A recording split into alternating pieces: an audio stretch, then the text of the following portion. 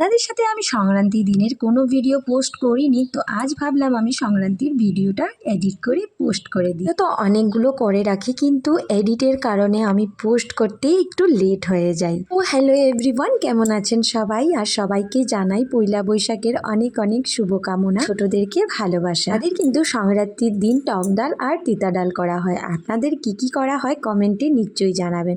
তো প্রথমে স্নান টান করে ঠাকুর পুজো দিয়ে নিয়েছি, তারপর কাল ঠাকুরকে প্রসাদ বাইরে দিয়ে এসে আম টুকাতে গিয়েছিলাম আমতলায়, মানে আম গাছের নিচে। তো সেখানে গিয়ে আম পাইনি, তারপর মনে পড়লো যে ফ্রিজে একটা আম রয়েছে।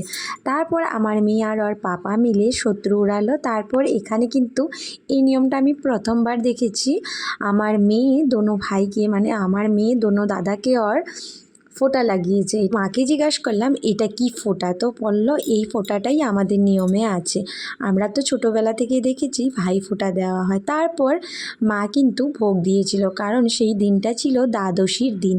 তো মা তো আগের দিন একাদশী করেছিল, তো দ্বাদশীর দিন প্রায়ই আমাদের বাড়িতে ভোগ দেওয়া হয়। তারপর মা এই যে ভোগ দিয়েছে, ডাল তিতা ডাল আর অনেক কিছু করে ঠাকুরকে দিয়ে দিল। তাই ভালো থাকুন।